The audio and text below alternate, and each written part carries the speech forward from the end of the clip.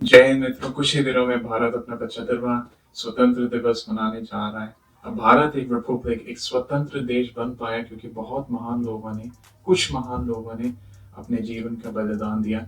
इसमें से एक व्यक्ति थे समस्त भारत के शेर भगत सिंह। अब जब मैं भगत भगत सिंह का नाम लेता हूँ तो हमारे दिमाग में एक रेवोल्यूशनरी, एक लड़ाकू, एक अड़कदार व्यक्ति की छवि हमारे दिमाग में प्रकट होती है। तो मैं समझता हूँ कि ये बहुत ही मिसअंडरस्टूड है, इन्हें ठीक तरह समझा नहीं गया। उनके लेख से पता लगता है कि वो बहुत ही ज़हनियत के व्यक्ति थे क्योंकि उन्होंने बहुत सी किताबें पढ़ी थी और वो अपने आप को एक यथार्थवादी, एक रियलिस्ट बताते थे। अब मैं ये सब उनके बारे में कह पा रहा हूँ क्योंकि मैंने उनका लेख why I am an atheist, मैं नास्तिक क्यों हाँ, मैंने पढ़ा। मैंने इसका पंजाबी अनुवाद पढ़ा, इसका हिंदी और अंग्रेजी अनुवाद भी उपलब्ध है। तो चलिए कुछ इंटरेस्टिंग चीज़ों के बारे में बात करते हैं जो इस लेख में मुझे मिली। जैसे कि पहले मैंने आपको बताया कि भगत सिंह का नाम लेते ही एक रेवोल्यूशनरी की का एक चरित्र हमारे दिमाग में आता है। पर अहिंसा बारे जो इनकी सोच है ये बहुत इंटरेस्टिंग है। वो बताते हैं कि अत्यंत आवश्यकता के समय में अपनी ताकत बरतना जायज़ है, पर अहिंसा मानव जाति की अटूट नीति है।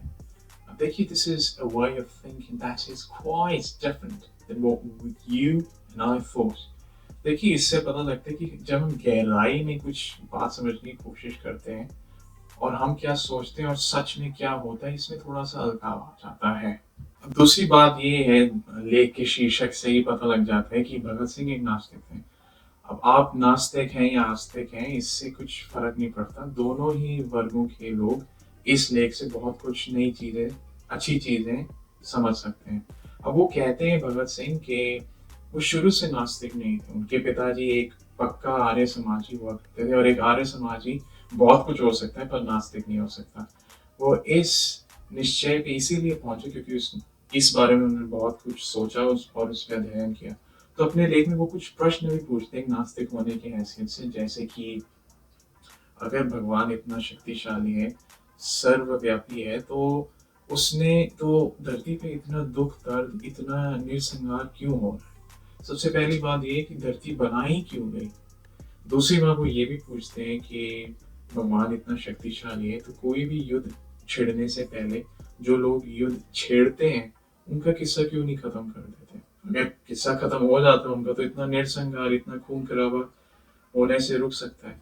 तीसरी और बहुत ज़रूरी बात वो ये कहते हैं कि ब्रिटिश कौम के हाथों जो हिंदुस्तान का तशद्दुद हो रहा है, भगवान उसे क्यों नहीं रोकता? फिर ये कहते हैं कि भगवान का तो पता नहीं, पर ब्रिटिश कौम ये सब कर पा रही है क्योंकि उनके पास गोली बारूद, सेना, पुलिस की ताकत उनके पास है। तीसरी इंटरेस्टिंग बात जो वो करते हैं और मेरी ये बहुत मनपसंद बात है, वो गांधी जी का उदाहरण देते हुए कहते हैं।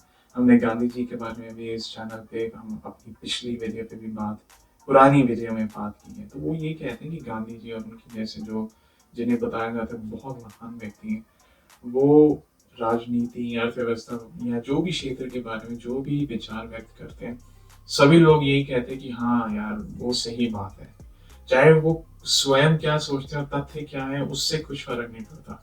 मुझे लगता है कि भगत सिंह इस द्वारा चापलूसी और चाटुकारिता के सिलसिले में बात बताना चाह रहे हैं। आई थिंक कि चाटुकारिता और चापलूसी का जो माइंडसेट है, it goes directly against any kind of positive development.